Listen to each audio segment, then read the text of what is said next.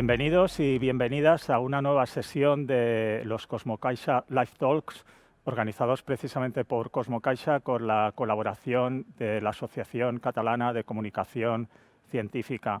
Hoy tenemos un tema interesantísimo, dragones y saurios del mundo actual, del presente.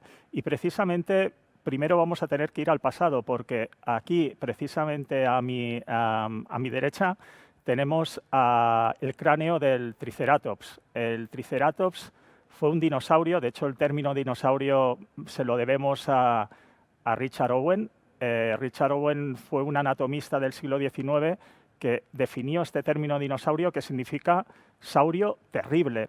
Si nos fijamos en el Triceratops, podríamos pensar que sí, que fue un saurio terrible, pero no era así. De hecho, era un herbívoro.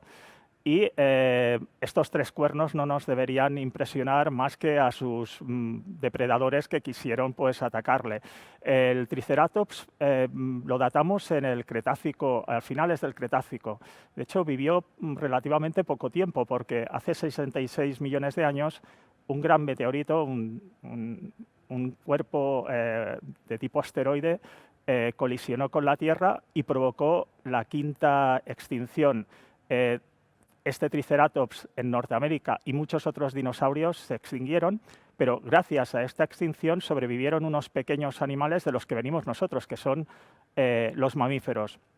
Y también sobrevivieron otros muchos animales. Por ejemplo, aquí a mi izquierda tenemos la Titanoquelón, que son los fósiles de unas tortugas gigantes que vivieron en el Mioceno, en lo que era Europa y Asia, unas tortugas realmente enormes, podían medir hasta 2 metros, que convivieron precisamente con los grandes primates europeos, es decir, bueno, los simios y los paleoprimates europeos que vivían en selvas y que vivían en espacios más húmedos que los que conocemos hoy en día. En aquella época tendríamos que haber ido con un salacot por esta zona. Bien, ¿qué ocurre? Que estas tortugas y otros muchos animales, como os digo, sobrevivieron, pero concretamente la Titanoquelón se extinguió y hoy tenemos que ir a visitar otros reptiles que están en nuestro planeta, que forman parte de la biodiversidad. Y por eso hoy vamos a hablar con Gerardo García. Gerardo García es biólogo, naturalista, es conservador del Chester Zoo, y a la vez fue durante muchos años jefe del Departamento de Herpetología en la organización de conservación de Gerald Darrell. Gerardo, ¿verdad que tú te fuiste en un momento determinado a buscar tortugas por Madagascar y de paso te encontraste con otros reptiles por el camino? Sí, buenas tardes, Jordi. Sí, la verdad que fue una propuesta muy atractiva porque me invitaron a poder hacer mi doctorado en Madagascar, lo cual es, bueno, el paraíso para la herpetología, ¿no? Y en aquellos momentos me dijeron que tenía que buscar una tortuga, que había prácticamente nada, un par de artículos y dos o tres fotografías, y es un animal casi del tamaño de lo que tú tienes ahí detrás. Tienes una tortuga, pues era de casi medio metro, de unos 12, 15 kilos, y era un animal bastante esquivo, muy difícil de encontrar en lagos y ríos, y prácticamente extinguido en Madagascar, lo cual tardó muchísimo. Y es muy cercano. Hablando de dinosaurios, esta especie que tenemos que la llaman localmente raré, es la única especie endémica de agua dulce en Madagascar, viene de la última rama evolutiva de este género. Solo existe una especie de este género y viene desde hace más de 80 millones de años, lo cual, bueno, pues convivió con los dinosaurios. Una especie complicada de encontrar, muy difícil a nivel de conservación, la verdad que tristemente no quedan muchos individuos y, bueno, tiene el desafío de que vive con otros reptiles como por ejemplo cocodrilos, ¿no? Era uno de los desafíos de trabajar con esta tortuga, ¿no? Bueno, espero que con los cocodrilos no tuvieras demasiados problemas. Ya me has explicado muchas veces tus aventuras, pero a veces no hace falta irnos a Madagascar para encontrarnos con reptiles actuales. Si nos vamos por nuestras regiones, por nuestros lugares más cercanos, el Pirineo, por Galicia, por el Montseny, nos encontramos con otros reptiles. Realmente, ¿qué diversidad de reptiles podemos tener en un lugar como la península ibérica? Pues la verdad que estamos en un sitio fenomenal, ¿no? A nivel de herpetología, Cataluña, el Mediterráneo, las partes también de alta montaña, ya entrando más en la península, es un paraíso, ¿no? A nivel de reptiles, pero también de anfibios, ¿no? La herpetología tenemos una oportunidad increíble. Además, tenemos un montón de islas, desde incluso yendo hacia las Canarias, pero en Baleares existen especies tan atractivas como, por ejemplo, el sapo partero de Mallorca, ¿no? Una especie muy amenazada en la cual también estuve trabajando con el Zoo de Barcelona hace muchísimos años, que es como empecé mi carrera trabajando en conservación. Pero en Cataluña, pues perderé seguramente el número exacto, pero más de 50 especies de reptiles y anfibios, ¿no? Más de 35 o así de especies de reptiles, lo cual puedes encontrar desde víboras, agua dulce, culebras, estincos, lagartijas, gecos, tortugas de agua dulce, tortugas de agua de tierra, tortugas marinas, lo cual, bueno, pues la verdad que es un paraíso. También tiene sus dificultades y muchas de esas especies, desgraciadamente, hoy se encuentran en un estado bastante crítico, ¿no? Y tenemos que tener mucha atención a ellas, ¿no? De hecho, hablaremos de estos temas, como bien comentas, de los problemas que hay con algunos de estos reptiles, con los problemas que hay también con algunos de estos anfibios e incluso otros animales. Pero bien, por suerte para nosotros, porque eres un genio de la herpetología y del estudio de la naturaleza, sobreviviste a tus aventuras por Madagascar, regresaste, trabajaste, como hemos dicho antes, durante mucho tiempo con la organización de Gerald Darrell en Inglaterra y ahora concretamente eres conservador en el Zoo de Chester en el Reino Unido. Realmente el papel de los zoos seguramente es muy importante para la conservación de ciertas especies y concretamente, ya que el título de nuestra ponencia de hoy, de nuestra Life Talk de hoy, es Dragones y saurios del mundo real, de alguna manera, ¿nos podrías explicar cómo estáis colaborando y la importancia de esta colaboración sobre el tema del dragón de Komodo, que es un animal quizás mítico y totémico para muchos de nosotros y no es un dragón de las aventuras de los libros o de las películas, pero sí que es un dragón real que él tiene bastantes problemas de conservación? Sí, la verdad que siendo posiblemente uno de los reptiles más carismáticos, y a cualquier persona le preguntes, todo el mundo reconoce lo que es un dragón de Komodo. Cuando empecé a trabajar aquí en Chester, ya va a ser casi 9 años, tuve la oportunidad de gestionar el programa de cría en cautiverio de esta especie en Europa, ¿no? En el programa de la IASA, donde están todas estas instituciones. Y una de las cosas que más me sorprendió cuando empecé a hablar con nuestros colaboradores y con la ONG Komodo Survival Program en Flores, le pregunté cuál es la pregunta más importante que tenemos que focalizar nuestros esfuerzos para poder salvar la especie. Y yo pensaba que iba a ser algo demasiado complejo, ¿no? Y me dijeron, pues no podemos tomar acciones de conservación si no sabemos dónde están. Y digo, bueno, pero eso ya lo tienes de la mano, ¿no? Esto todo el mundo sabe dónde están. Están en Komodo, en Rincha, en 4 más islas y luego también en Flores, ¿no?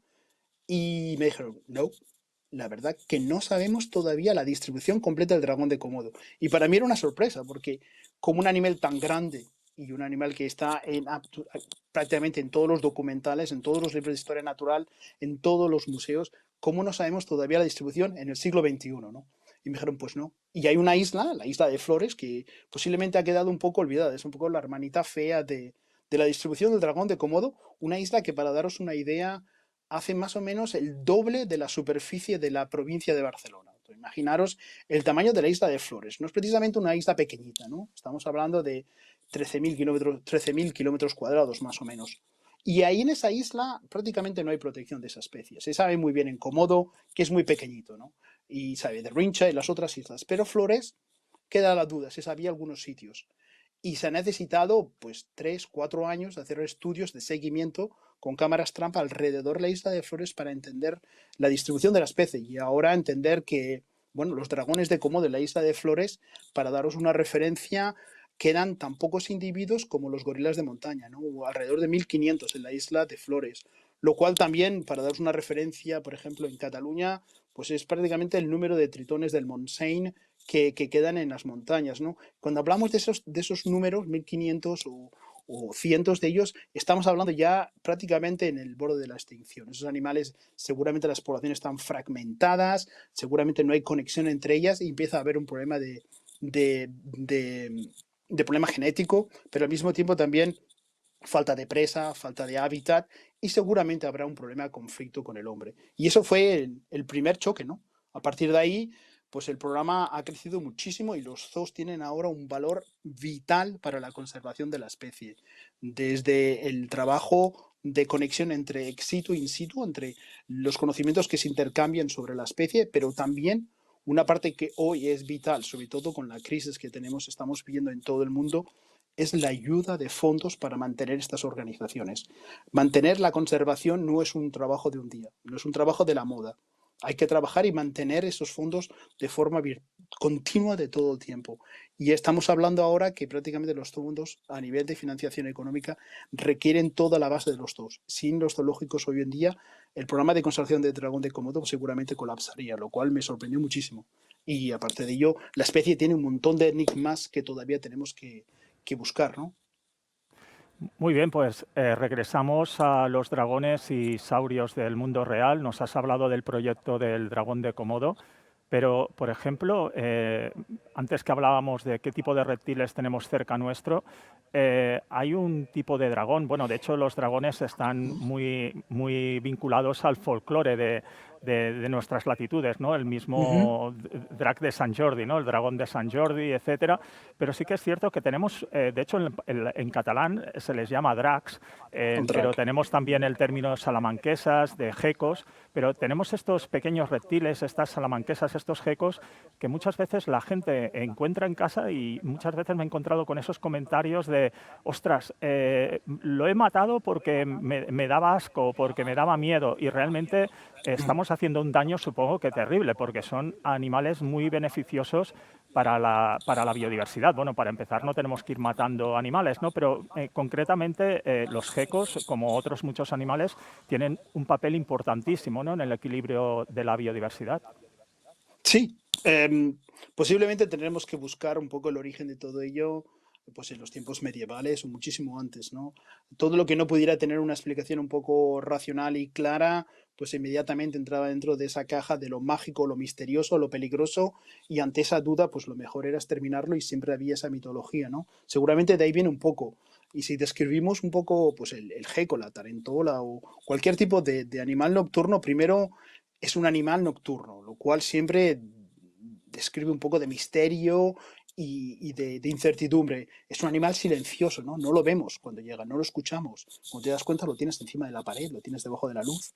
O también es un animal, evidentemente, que tiene una pupila vertical, ¿no? Entonces, lo cual te da un poco mucho más una percepción un poco más misteriosa, ¿no? Evidentemente adaptado a poder vivir en la oscuridad, ¿no?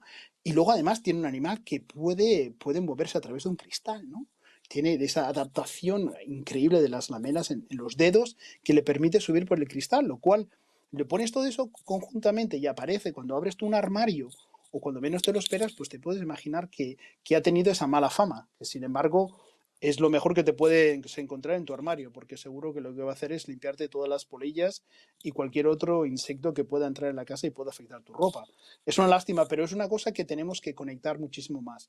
Hay que conectar mucho más la comunidad y que la gente empiece a descubrir y cuando uno empieza a tener esa atracción por descubrir la complejidad de la naturaleza y de las especies, uno empieza a tener una atracción y un interés. Y cuando tienes ese interés, viene y desencadena ese amor y una protección. Pero primero tenemos que conectarles, que aprendan, y seguro que da una vuelta a la percepción de esos gecos, y como mucha gente sabe en el campo, pues los gecos son muy beneficiosos, ¿no? Y por eso no se les mata, ¿no? Bien, Gerardo, simplemente quiero hacer un recordatorio a todos nuestros oyentes de las Live Talk de Cosmocaixa, que por supuesto nos pueden hacer llegar sus preguntas, reflexiones a través del chat que están utilizando pues, cuando están conectados con nosotros en Facebook. Es decir, que esperamos vuestras preguntas. De hecho, Jordi Hernández nos dice, precisamente las dos especies de gecko de la península viven y crían en los alrededores de Cosmocaixa, es decir, que las dos especies de gecko que tenemos en la península, nos dice este oyente, Jordi Hernández, que crían alrededor de lo que serían los territorios aquí que ocupa el Cosmocaixa. Bueno, hemos de recordar que estamos muy cerca de la serra de Culcharola, ¿no? Tenemos aquí el Tibidabo muy cerca. Bueno, no, ¿qué nos puedes decir de estas dos especies, Gerardo, si tienes algún dato sobre ellas? Sí, bueno, De las especies ellas, pues se adaptan evidentemente al medio urbano, ¿no? Y a zonas alteradas. Más que la especie en particular, el tema, por ejemplo, de reptiles y anfibios, y más en particular, seguramente hoy en día se oye más el tema de las amenazas para los anfibios, ¿no? Aparte de los reptiles, pues las dos mayores causas de extinción o de declive de la especie es de la destrucción y alteración de los hábitats. Algunas especies tienen una mayor adaptación, como por ejemplo estos gecos que podemos encontrar en las zonas urbanas, pero en general tenemos un problema muy importante que son de alguna manera, se podrían llamar casi como los cuatro jinetes del apocalipsis, ¿no? A nivel de las amenazas para anfibios, ¿no? En ellos, por ejemplo, sería pues, la contaminación, que evidentemente son tan sensibles a los medios acuáticos, tienes luego la pérdida o alteración de hábitat, y luego las dos últimas oleadas de enfermedades como ha sido la de los hongos, el Batrachydrium dendrobatidis y el Batrachydrium salamandrae, que son dos enfermedades de hongos que afectan a los anfibios, ¿no? Y estos han sido los cuatro jinetes que realmente están afectando muchísimo a las poblaciones de anfibios, ¿no? Los gecos en esta parte pues se están adaptando, ¿no? Y ojalá que pudiera haber, pero se le está reduciendo muchísimo el hábitat y eso está complicando muchísimo el futuro de esta especie, pero como de muchas otras, ¿eh? Aves, peces, mamíferos, eso lo tenemos realmente pues viviéndolo cada día. Muy bien, pues esperamos vuestras preguntas y precisamente hablando de anfibios, eh, ¿qué hace un zoo como el tuyo, el Chester Zoo, un zoo inglés, colaborando intensamente con instituciones locales de aquí, de Cataluña y de otros lugares, precisamente en la conservación y reintroducción del único vertebrado endémico que tenemos en Cataluña, que es el tritón del Montseny? ¿Cómo habéis llegado a esto? Bueno, ¿cómo es el proyecto? ¿En qué estado está el tritón del Montseny? Y cómo un zoo tan lejano como el vuestro, desde el Reino Unido, está colaborando en un proyecto local de aquí, de donde me encuentro yo ahora. Sí, lo más importante es que conservación no existe fronteras. Y eso hoy lo estamos viendo el día a día. Hablar de fronteras hoy en día es un tema que realmente no está ayudando a la conservación y no va a ayudarnos para nosotros mismos. La conservación forma parte de nuestra vida cotidiana. Entonces, el que una institución internacional que fuera parte, que esté fuera de lo que sería el rango de distribución de la especie y que colabore, pues forma parte de lo que tiene que ser un poco la manera de trabajar en el futuro, ¿no? De trabajar colaborando y compartir, ayudándose mutuamente. Entonces, evidentemente, yo trabajé durante mis primeros años de mi carrera en el Zoo de Barcelona, que me dio una fantástica oportunidad de trabajar con una de las especies más amenazadas, que fue el ferret, ¿no? El sapo partero de Mallorca, una de las especies, y uno de los programas que han sido la referencia en conservación a nivel mundial, lo cual eso me dio una puerta impresionante para luego trabajar con Gerald Darrell y ahora con Chester. El tritón, pues la verdad es que mi corazón sigue estando en Barcelona y me encantaría volver, pero evidentemente circunstancias de la vida, yo he seguido trabajando en otros proyectos, pero jamás he desconectado de cuáles son mis raíces y siempre he tenido muy buena relación con el Zoo de Barcelona, con la Diputación, con la Generalitat, con el Parque del Montseny, y cuando la especie fue oficialmente descubierta, yo ya estaba evidentemente en Inglaterra, pero la oferta y la posibilidad de poder colaborar, pues cuando fuera posible, pues ahí estaba. Se dio la circunstancia que requería pues un centro más de cría, porque evidentemente la especie está increíblemente en un estado crítico. Como antes comentaba, hablamos de casi unos 1.500 individuos en la Sierra del Montseny, que es nada, ¿no? Cuando hablamos de tritones en unos pequeños riachuelos que quedan con un parque tan maravilloso como es el Montseny, pero con una presión antropogénica tan grande, ¿no? Que lo que está haciendo es que la especie pues se está quedando ahogada.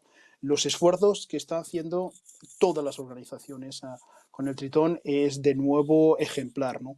Y de nuevo el Zoo de Barcelona participa en el programa y la oferta apareció aquí. Nosotros desde aquí, desde Cherte, tenemos una parte muy modestita. El gran trabajo que se está haciendo ahora mismo es gente como Francesc y Manel y gente que están ahí, Daniel, muchísima gente que está ahí trabajando con el programa de recuperación del hábitat, mejora del hábitat, incrementar la zona del hábitat, pero también el programa de cría. Y el programa de cría de este animal es muy complicado. Tiene muchos desafíos a nivel de reproducción. Es una especie Para daros una idea del el esfuerzo que se tiene que hacer, esta especie requiere 6 años para que sea sexualmente maduro. O sea, cualquier animal que estamos criando hoy, hasta dentro de 6 años, en el mejor de los casos, no va a reproducirse. No se sabe muy bien dónde las larvas aparecen. La calidad del agua tiene que ser muy particular, con lo cual le puedes imaginar que un huevecito tan pequeño requiere 6 años para que ese animal vuelva a reproducir. Y eso tiene que ser en múltiples generaciones. Con lo cual puedes imaginar la escala del programa, ¿no? Y por eso estamos colaborando, trabajamos en un programa de cría con los animales, participamos con el proyecto y de alguna manera es mi devolver un poco lo que Cataluña me ha dado siempre para poder avanzar en mi carrera, de alguna manera, pues de una manera de lo más modesta posible, devolver de nuevo el esfuerzo, ¿no? Y ojalá que el tritón mejore, ¿no? Pero la situación es crítica, tenemos que trabajar todos para mejorar esa especie. Muchas gracias, Gerardo. Bien, creo que estás atrayendo también a audiencia procedente del mundo anglosajón, por lo que vemos aquí en algunos de los mensajes y saludos, pero hay una pregunta de Eva Vandenberg que te pregunta precisamente si se sabe de dónde proceden estos hongos que afectan a los gecos de aquí, de la península ibérica. Tienen diferentes ramas. Hay orígenes, seguramente, los estudios que están haciendo de orígenes, seguramente el hongo que está afectando a las salamandras y los tritones es de origen asiático. Y ese es posiblemente a través del tráfico de individuos de animales se ha dispersado. Y hoy en día el movimiento de agua, de animales, de tierra, de individuos, de materiales, es tan grande que es imposible poderlo controlar. La comunidad económica ha puesto unas restricciones muy fuertes a nivel de movimiento de salamandras y tritones, que nosotros mismos los estamos practicando porque está costando bastante de traer nuevos individuos para el programa de cría, pero eso forma parte de la reglamentación y hay que respetarlo. Y lo que se va a intentar es controlarlo, pero el origen viene posiblemente de la parte asiática, lo cual nos podemos imaginar el impacto que podría tener en la gran diversidad de salamandras que encuentran, por ejemplo, en la parte americana, ¿no? Que todavía no han sido afectados, pero si llegan eso sería terrible, ¿no? Va a ser la futura nueva extinción, ¿no? Pero el origen viene de allí. Gerardo, tú eres una persona que trabaja en un zoo como conservador. Realmente, después podemos hablar, ¿no?, del papel educador, de conservación, de investigación de los zoos, pero para que la gente vea que no solo estamos hablando de reptiles o de anfibios, creo que desde el zoo donde trabajas, el Chester Zoo, estás llevando también a cabo otros proyectos de conservación y reintroducción de especies. Si no recuerdo mal, tenéis uno en Bermudas, tenéis alguno también en Inglaterra y en otros muchos lugares. Además del dragón de Komodo que nos has explicado, del tritón del Munseny, ¿qué otras especies nos puedes hablar? Incluso también del papel de los zoos en reintroducciones de especies como el lince, ¿no? O bueno, zoos y centros también de tipo santuario. Me hablas del lince y me parece un ejemplo perfecto, ¿no? La contribución que tienen en los programas de cría en cautiverio, y eso lo pude vivir porque hace un año y poco tuve tener la oportunidad de visitar el centro de cría en Acebuche y era espectacular lo que están haciendo. Y para tener una idea de cuál es la contribución que tienen estos programas, ¿no? Que algunos podrían considerar que es un ejercicio cosmético, pues considerar que posiblemente el 20% directamente de los individuos en estado salvaje son del programa de cría y que seguramente indirectamente, quiere decir que generaciones que vienen de los animales sueltos es hasta un 40%, imaginemos la importancia que tienen esos programas de cría. No solo a nivel educativo, que tiene un poder espectacular de poder comunicar con las comunidades sobre el programa de conservación de la especie, pero contribuir directamente en mejorar la especie. Y ese es un ejemplo. El lince es un ejemplo perfecto, ¿no? Como poco a poco esas poblaciones están empezando a crecer. Creo que ya están cerca de los 900 individuos ya que en estado salvaje y que vaya creciendo. Eso es espectacular, con un trabajo increíble, con un montón de instituciones. Eso sería un ejemplo típico que podríamos abrir aquí. De mi departamento, pues trabajamos prácticamente cualquier especie en la que podamos tener una contribución que pueda marcar la diferencia. O sea, que no sea simplemente un placer de decir, bueno, pues me voy a coger un poco de todo, ¿no? La importancia es que tengamos una contribución que pueda mejorar la especie y eso es el primer ejercicio que hacemos. Y tenemos programas, pues como tú comentabas, en Bermudas trabajamos con reintroducciones de caracoles terrestres, trabajamos con escincos, unos lagarcos con unas patitas muy pequeñitas. En México trabajamos con peces, peces de agua dulce, uno de los programas más importantes a nivel de fauna de agua dulce. Son unas salamandras en las cuales hemos involucrado parte de la comunidad, algo que es súper importante, que la conservación no forma parte solo de un grupo minoritario, sino forma parte de todo el mundo. Eso, no podemos considerar que eso forma parte exclusivo. Todo el mundo tiene un valor y hemos involucrado a un convento de monjas criando salamandras, lo cual creo que debe ser el primer grupo religioso que trabaja en la conservación de anfibios, las cuales están dando un trabajo formidable. Aparte de toda la comunicación y ese optimismo por trabajar con especies amenazadas, ¿no? Y eso ha sido uno de ellos. También trabajamos en Madagascar con una rana arlequina. Ahora mismo estamos trabajando con un nuevo estudiante que va a estar en el campo, con una especie que posiblemente estamos hablando de unos 500 individuos sueltos.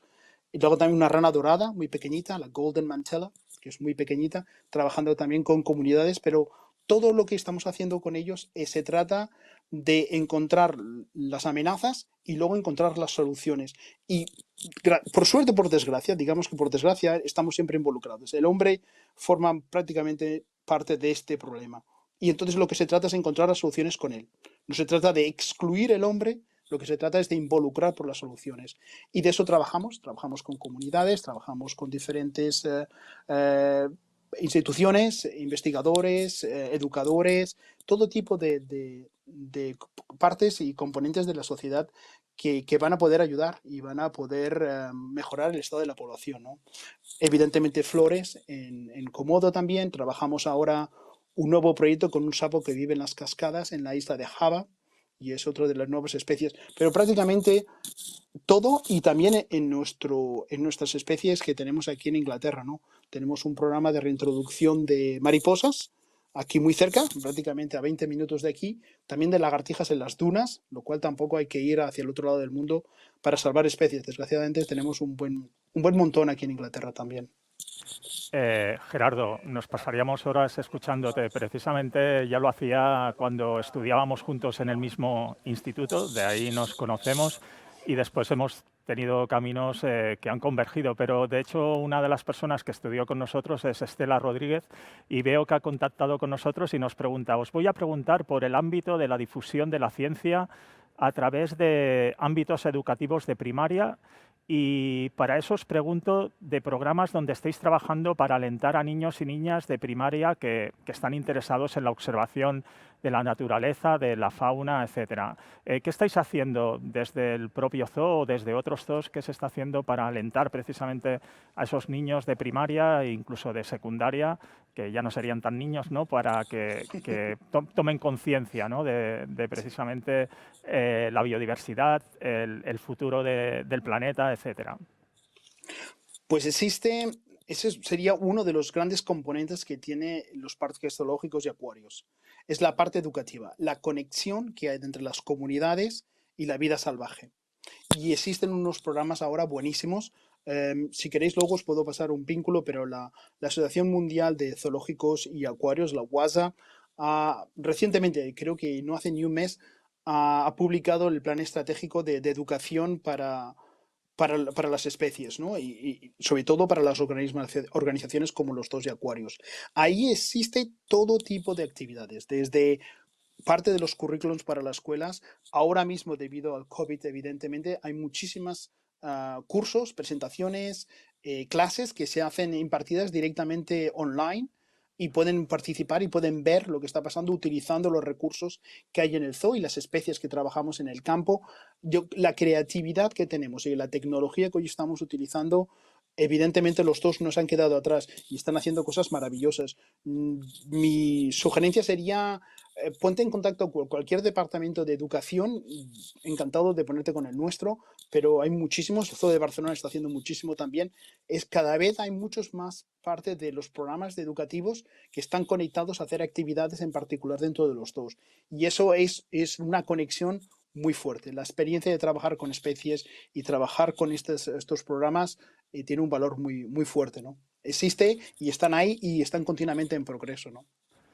Bien, Raúl Torán, presidente de la Asociación Catalana de Comunicación Científica, nos decía que efectivamente Gerald Darrell fue un personaje importantísimo para la conservación y al respecto, Eva Vandenberg nos pregunta lo siguiente. Darrell decía que lo más importante tras la cría en cautividad era poder reintroducir a los animales de nuevo en sus hábitats naturales y parece que ahí es donde fallan más los planes de recuperación. La presión humana es cada vez más excesiva y eso tiene mal arreglo. ¿Estás de acuerdo? Sí, las guías de reintroducción han modificado muchísimo y ahora te dan una mayor amplitud de tomar acciones a nivel de reintroducciones. Anteriormente eran de alguna manera, entre comillas, muy clásicas, ¿no? Si la especie no tenía una información segura de que había habitado en esa zona, no se podían reintroducir. Hoy en día estamos trabajando con especies análogas, estamos trabajando con especies que pueden ser un poco reemplazantes a nivel del rol ecológico que puede tener. Eso quiere decir que, por ejemplo, si quiero introducir una tortuga que ya no existe, utilizar la especie más cercana que pueda poner el mismo rol dentro del ecosistema y mantener de alguna manera cierto equilibrio. Es verdad que reintroducciones no se deben hacer si la causa, la amenaza más importante no ha desaparecido o no ha disminuido.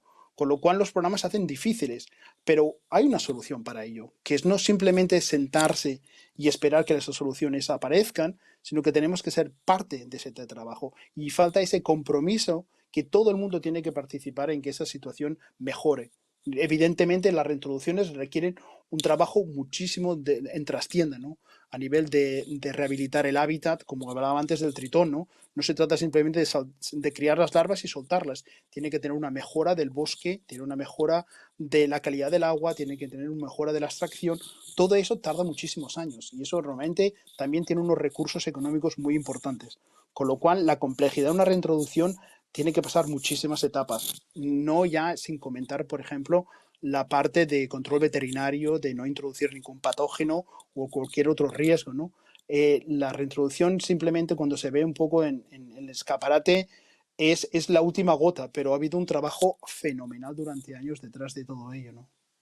Bien, precisamente ahora hemos estado viendo imágenes de las tortugas que tenemos aquí en la sala Univers, desde donde estamos emitiendo en directo este live talk de Cosmo Caixa, y precisamente son tortugas del bosque inundado, del bosque inundado, que intenta reproducir el hábitat o reproduce el hábitat pues, de la Amazonía. Tenemos el comentario de Nema, no leo bien el nombre porque está un poco cortado, pero Nema Carmene Auburrea, y nos dice, ¿qué especie de animal te interesa especialmente, Gerardo? Supongo que deben de ser muchas, pero creo que te va a tocar escoger, lo siento. Me interesa cualquiera de las especies en las que puedo tener una contribución positiva para poder salvarla. Cambia. Por suerte, mi acercamiento a nivel de conservación de las especies es no tenerlo yo. Lo importante es crear equipos y lo que más me atrae es el conseguir conectar a la gente. De alguna manera son todas las piezas de un puzzle de ponerlas juntas. Cuando ese puzzle ya está a mitad terminado, normalmente yo desaparezco un poco de esa partida y termina el programa. Y yo empiezo a trabajar con otro. Hoy en día te diría que tengo mi corazón un poco pues, en el tritón del Montseny porque es algo que es muy importante para mí el poder contribuir.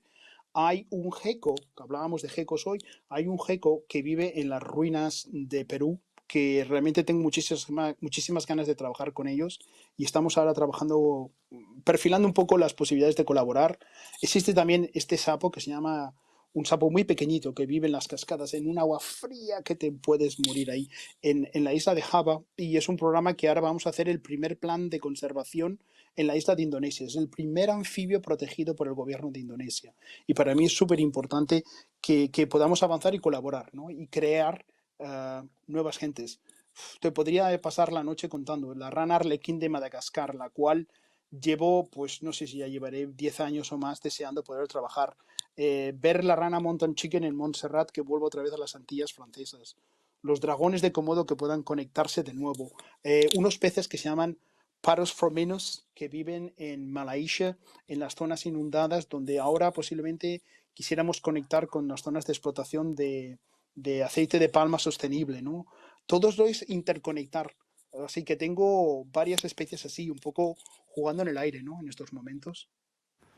Muy bien. Y una pregunta que te tengo que hacer, ya que estamos hablando, por ejemplo, nos hemos focalizado un poco el debate en reptiles, ¿por qué existe este miedo de la gente hacia las serpientes? Antes nos hablabas de la herencia de la edad medieval, ¿no? Pero precisamente hay un animal entre los reptiles, bueno, un tipo de animales entre los reptiles que son quizás de los más damnificados, que son las serpientes, ¿no? Siempre que sale una serpiente en una película, o incluso tenemos historias de personas que las hemos visto en el campo topando con una serpiente y siempre hay como el impulso de matarla, ¿no? Porque parece algo dañino. ¿Por qué crees que existe este odio hacia la serpiente cuando en realidad es un animal muy beneficioso para no solo la comunidad animal en general, sino para la especie humana en concreto? No soy un antropólogo ni un sociólogo tampoco, así que seguramente mi versión de ello posiblemente sea un poco diferente y ayúdame tú en ella si quieres, Jordi. Seguramente porque es también un poco lo más distante de lo que somos nosotros como primates, ¿no? Primero también son animales que son, en general, son bastante silenciosos. En algunos casos son nocturnos. Ciertas especies como las víboras pues son venenosas, lo cual podría una amenaza. Algunas de ellas son de gran tamaño, como grandes pitones o cocodrilos, en los cuales evidentemente comunidades pueden tener amenazadas. Entonces, esa incertidumbre también de un animal esquivo, que no lo puedes coger, que se escapa, que se nos va de las manos, es algo que seguramente, pues un poco la parte antropogénica de no poder controlarlo de alguna manera, pues te hace de alguna manera no sentirte a gusto y de alguna manera, pues bueno, matarlos, ¿no? Y volvemos un poco al origen de lo de las salamanquesas, ¿no? Que como son raros, como no los conocemos bien, como puede haber algo de místico, también había evidentemente esa connotación de brujería, de la conexión entre serpientes y tal, pues todo esto le da un misticismo bastante particular, ¿no? Pero no ocurre solo aquí, ¿eh? No es en Cataluña o en Europa, eso lo he visto en otros sitios. En la isla de Montserrat, en el Caribe, hay un lagarto, un estinco de este tamaño, que la cola es apuntada y le llaman gallywasp, y el wasp viene de avispa, lo cual me decían que era un animal venenoso, que si te conectaba la cola y te podía picar como si fuera una avispa, ¿no? Y todo es por un poco la duda de un animal que es muy esquivo, es muy difícil de agarrarlo porque se escapa por el tipo de escamas. Entonces yo creo que todo aquello que no podemos tener una explicación, una incertidumbre, lo metemos dentro de un box de místico, de misterioso, y al final pues lo matamos, ¿no? Desgraciadamente.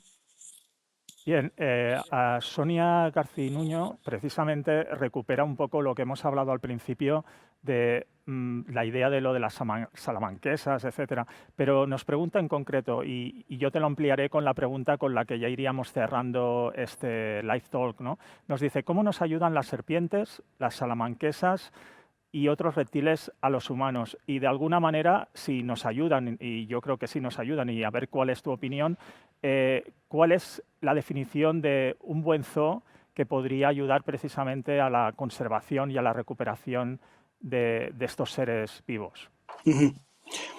Primero de todo, cualquiera de las especies forma parte de una cadena trófica, de una complejidad dentro de ese hábitat, lo cual ellos tienen que tener un rol, puede ser como depredador o como presa, las dos.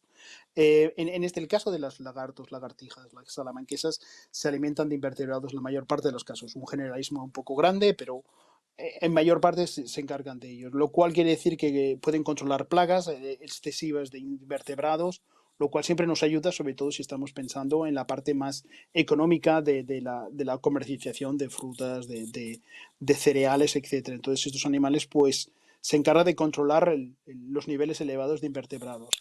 En serpientes pues son mucho más dedicadas a pequeños micromamíferos, también en ranas, también se van a alimentar evidentemente de lagartos, pero hay una parte importante si queremos hablar de culebras en general, que pueden controlar toda la parte de niveles de ratas, ratones, etcétera. Con lo cual tienen un valor, si queremos tener beneficioso, pero no hay siempre que tener un valor beneficioso a nivel comercial. Hay que tener un valor beneficioso de que forma parte de ese ecosistema. De alguna manera hay que respetarlo, de la misma manera que esperamos que nos respeten a nosotros. Con lo cual ellos pueden tener un rol que seguramente igual no tiene un valor beneficioso económico para nosotros, pero no importa, el respeto tiene que estar ahí. Entonces, aunque no tenga un valor beneficioso, no quiere decir que no sea importante protegerlo. Están aquí y están seguramente muchísimo antes que nosotros, con lo cual eso ya es un valor suficiente como para poderlos respetarlos.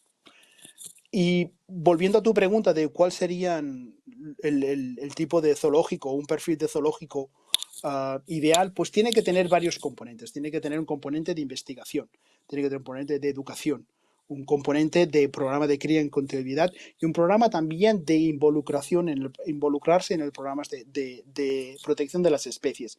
Eso quiere decir que el personal trabaja en el campo también. Muchísimos zoológicos envían su personal a trabajar a proteger las especies. Trabajan en programas educativos, como hemos hablado antes. Trabajan también, muy importante, la recaudación de fondos. Estas instituciones, estos zoológicos no tienen que ser de fondo lucrativo.